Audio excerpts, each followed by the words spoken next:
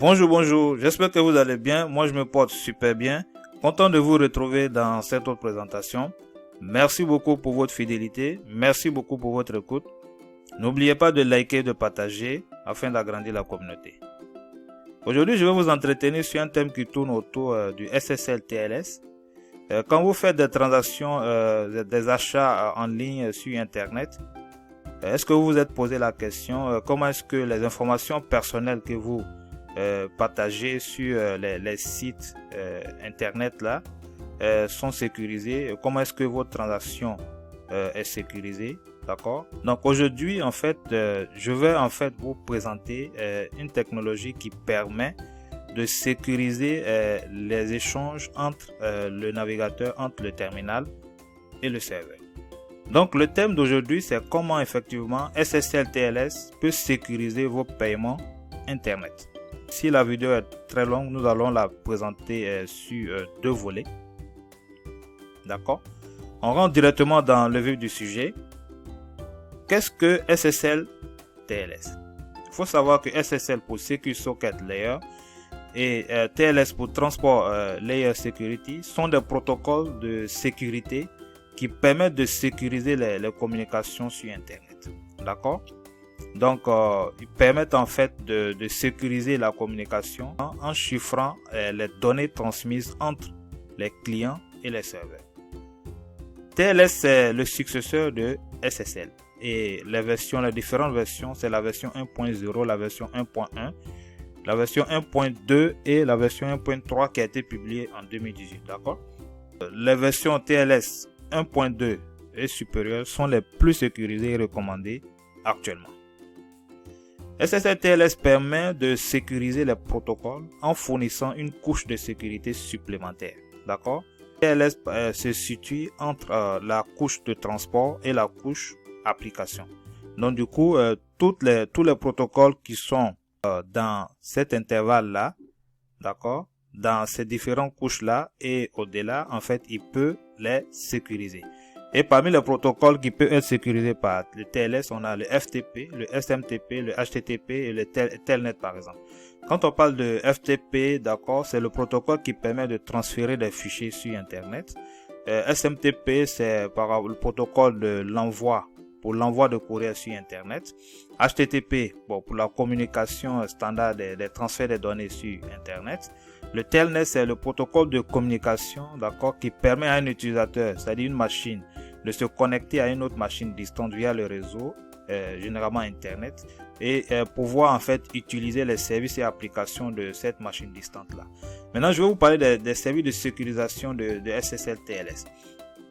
Il faut dire que le TLS fournit trois services, d'accord, de sécurisation. Nous avons l'authentification, l'intégrité, d'accord, et la confidentialité. Quand on parle de l'authentification, l'authentification est mise en œuvre, d'accord, par l'utilisation d'un certificat qui est conforme à la recommandation ISO 509 version 3 de l'Organisation internationale des télécommunications. D'accord, donc ce certificat-là est exploité dès l'établissement de la session, d'accord, entre le client et le serveur. Et ça se fait, d'accord, ça doit se faire obligatoirement avant le premier échange de données. Et dans les normes, c'est le client qui authentifie le serveur, d'accord. Néanmoins, en fait, le serveur peut également demander une authentification du client et même refuser, d'accord, la session sans le certificat. Si le serveur exige cette authentification et que le client ne soumet pas son certificat, le serveur peut mettre un terme à la session tout de suite. D'accord? Quand on parle d'authentification ici, il faut savoir qu'il y a l'authentification statique et l'authentification dynamique. Dans l'authentification statique, le client exploite, d'accord, la clé publique contenue dans le certificat qui est envoyé par le serveur en fait pour pouvoir chiffrer les données. Maintenant, dans l'authentification dynamique, le certificat du serveur contient une clé de signature qu'il utilise, d'accord, pour apposer un sceau, pour on va dire signer une clé publique temporaire qu'il va envoyer ensuite au client afin de protéger l'intégrité de cette clé temporaire là. D'accord? Maintenant, quand on parle de confidentialité des messages, de quoi s'agit-il? La confidentialité ici, d'accord, s'appuie sur des algorithmes de chiffrement symétrique. D'accord? On a dit que l'authentification est mise en œuvre à travers l'échange de certificats. Maintenant, pour la confidentialité des messages, la confidentialité est mise en œuvre à travers des algorithmes de chiffrement symétrique. D'accord? Pour pouvoir en fait faciliter les échanges. Et même la suite même des échanges se fait à travers des algorithmes de chiffrement symétrique pour que les échanges se fassent rapidement. D'accord? Quand on dit symétrique, c'est forcément la clé secrète est connue des deux parties. Et les algorithmes de chiffrement symétrique qu'on peut avoir à ce niveau, c'est le DS, le DS40, le triple DS, le SC4, IDA, etc. D'accord? Maintenant, l'intégrité des données. L'intégrité des données, il faut savoir, est assurée par l'application de fonctions de hachage, d'accord, selon la procédure HMAC, d'accord, le hachage MAC, qui donne une meilleure protection. Le HMAC, en fait, c'est un type de hachage. Il y a une clé secrète, d'accord, qui est utilisée en plus de la fonction de hachage pour pouvoir en fait hacher, pour pouvoir en fait dissimuler les données, d'accord. Et les fonctions qui sont utilisées, c'est le SHA, bon, plus ou moins le MD5, mais qui est plus contesté, en appliquant une clé secrète au condensat, c'est-à-dire au résumé, d'accord, à la compression du message, on obtient un code d'authentification de message, le HMAC normalement, d'accord. L'authentification est de facto en ce moment assurée par les clés secrètes utilisées pour chiffrer le condensat, d'accord, puisque en fait la clé secrète est connue que des deux parties. Donc il y a ici l'intégrité qui est assurée par la fonction de hachage, d'accord, selon la procédure HMAC, et également l'authentification qui est de facto assurée puisque la clé secrète n'est connue que des deux parties. Maintenant, les types de messages échangés lors d'une session TLS. Il faut savoir que les messages transmis par l'intermédiaire du protocole TLS sont appelés des records. Et on a 4 types de messages à ce niveau. Il y a les messages qu'on appelle les handshakes, d'accord, qui sont utilisés pour, comme on va le voir tout à l'heure, préciser le protocole qui sera utilisé, les algorithmes de chiffrement, d'accord, qui seront utilisés. On a le Change Cipher Spec qui permet de certifier, qui permet de valider la suite cryptographique qui est utilisée. On a le Application Data qui permet de chiffrer les données usuelles qui seront échangées entre le serveur et le client. Et on a le type de message alerte qui permet d'accord, de donner en fait des messages d'erreur et leur sévérité également, d'accord. Donc handshake, négociation du protocole TLS, si c'est 1.1, 1.2 ou 1.3 qui sera utilisé, et la suite en fait des cryptographies qui sera utilisée, l'algorithme de compression, la fonction de hachage, d'accord, et le partage de secret également qui sera utilisé pour pouvoir on va dire chiffrer les données de la session, et tout ça est utilisé à ce niveau là. Maintenant, le message de type Change Cipher Spec, d'accord, indique le changement de suite c'est-à-dire valide en fait la suite, les suites cryptographiques qui seront utilisées. Le type de message Application Data. Ces types de messages là correspondent aux données chiffrées et compressées suivant les paramètres de chiffrement et de compression préalablement établis entre les deux parties, d'accord. Donc ce sont des messages maintenant qui sont échangés entre les deux parties mais qui vont être forcément chiffrés, d'accord.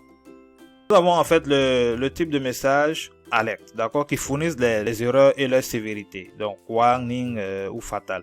Donc quand on a la sévérité ou fatale, d'accord, le serveur peut mettre tout de suite un terme à la session, d'accord. Quand on parlait tout à l'heure de suite cryptographique, il y a deux formats de suite cryptographique. Nous avons le format TLS 1.2 qui se compose comme suite, d'accord. On a le TLS, le KE, le Cipher, le H, d'accord. Et nous avons le format pour TLS 1.3, on a juste le TLS, le Cipher et le H. De quoi s'agit-il ici? Le KE en fait fait allusion à l'algorithme d'échange de secrets. Généralement c'est le Diffie-Hellman qui est utilisé, d'accord. On peut avoir le RSA aussi, mais avec la version 1.3, c'est forcément le Diffie-Hellman qui est utilisé. Le RSA n'est pas utilisé pour la 1.3, il faut noter cela, d'accord. Maintenant, le cipher correspond à l'algorithme de chiffrement symétrique. Et le hash maintenant correspond à la fonction de hachage. Donc, on donne un exemple ici du format 1.2, TLS 1.2. Donc, on a ici, comme on a dit, l'algo d'échange de secrets. Donc, c'est l'algorithme d'échange de secrets qui est là. C'est le Diffie-Hellman, hein, mais en elliptique courbe, d'accord, mais qui est authentifié par cet algo de chiffrement là, le DSA, d'accord, en courbe elliptique et elliptique courbe également. Maintenant, après, on a la fonction de chiffrement, la fonction de chiffrement symétrique qui est là, le AES 128 bits en mode GCM, d'accord, Galois compteur mode, d'accord. Et on a maintenant la fonction de hachage qui est là, le SHA 256. Maintenant, un autre exemple pour le TLS 1.3, on a le TLS ici, on a le cipher directement, l'algorithme de chiffrement symétrique qui est là, le AES 128, mode GCM, et la fonction de hachage, c'est le SHA 256, d'accord. Maintenant, je vais vous donner rapidement ici la cinématique générique. La cinématique générique, d'accord, d'une session SSL TLS. On va te présenter cette partie-là, d'accord, une cinématique usuelle, et puis on va s'arrêter ici pour cette première partie. D'accord, donc on va prendre le cas d'un échange, d'accord, entre un navigateur web et un serveur web. Comment est-ce que ça se passe? Donc le client contacte le serveur et d'accord, et le serveur lui envoie tout de suite en fait systématiquement son certificat. Donc ce certificat TLS là prouve normalement l'authenticité du serveur. Ça se passe, le client normalement va en fait regarder et essayer de retrouver l'autorité de certification qui a émis en fait, qui a signé ce certificat, d'accord, dans sa base. Une fois qu'il retrouve l'autorité de certification, il va envoyer, d'accord, il va envoyer en fait un OCSP, d'accord, un online certificate statut protocol. Il va envoyer en fait ce message là à l'autorité de certification pour pouvoir certifier qu'il s'agit bien d'un certificat qu'il a émis. Donc, et si tout cela se passe bien, s'il n'a pas de réponse, en ce moment, il va aller chercher dans le certificat qui a été reçu du serveur, il va retrouver la clé publique et de déchiffrer, on va dire, la signature qui a été mise dans le certificat. Et si ça se passe bien, cela signifierait en fait que ce certificat a été signé par le serveur lui-même. En ce moment, généralement, il y a une fenêtre qui s'affiche pour dire que voilà, et il peut avoir une suspicion de fraude par rapport à ce serveur-là, puisque c'est lui-même qui a signé, d'accord, son certificat. Et si vous acceptez, vous pouvez poursuivre la transaction ou pas, d'accord. Maintenant, si tout cela ne se passe pas bien, le client peut rejeter, d'accord, le certificat et la session va s'interrompre à ce niveau-là. Mais si tout cela se passe bien, ça veut dire que le serveur a été authentifié. Donc, quand on dit que le client vérifie la validité du certificat, c'est en fait comme ça que ça se passe. Et ensuite le client va envoyer un numéro aléatoire au serveur, d'accord, à chiffrer avec la clé publique du serveur. Et maintenant, le serveur va utiliser ce numéro aléatoire là pour générer la clé de session, d'accord, qui va permettre de chiffrer la communication. Et donc, puisque le numéro aléatoire provient du client, le client en fait est sûr, d'accord, que la clé de session émane effectivement du serveur qui est son interlocuteur. Schématiquement, c'est comme ça que ça se présente. Le client est là, il échange, il envoie les échanges, donc c'est comme ça qu'il échange. Donc ça, c'était pour montrer le cas en fait des échanges entre un navigateur web et un serveur web. Ici également, c'est pour présenter en fait une transaction, un paiement classique, d'accord, entre un TPE et un serveur. Donc les échanges ici entre le TPE et le serveur, d'accord, doivent être, d'accord, sécurisés par le TLS. Donc c'est ce qui montre toute l'importance ici de ce protocole là, afin que même si un hacker ou bien un fraudeur par exemple intercepte les échanges ici, qu'il ne puisse pas décrypter les informations qui sont à l'intérieur. Donc c'est très important. Toujours par rapport à la cinématique générique, donc je vais vous décortiquer ici comment ça se passe les différents échanges qui se font dans la cinématique générique. Et on verra ensuite la cinématique un peu personnalisée. D'accord? Donc ici, le client initie une requête en envoyant un message. Le client hello. Et le serveur répond. D'accord? Avec un serveur hello. D'accord? Client hello, serveur hello. Ensuite, le serveur envoie le certificate qui contient sa clé publique. Et le serveur transmet ensuite le serveur key exchange. D'accord? Le serveur key exchange. Et le serveur manifeste, d'accord, sa mise en attente avec un serveur hello down.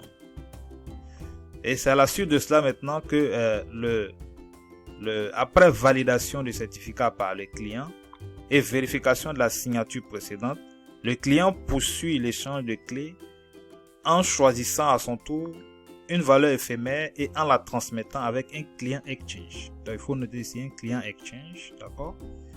Et le client signale l'adoption également de la suite négociée avec un change cipher spec. Donc il valide en fait la suite cryptographique qui a été utilisée et le protocole TLS qui a été utilisé et la suite cryptographique, c'est-à-dire l'algorithme de chiffrement symétrique et la fonction de hachage, d'accord?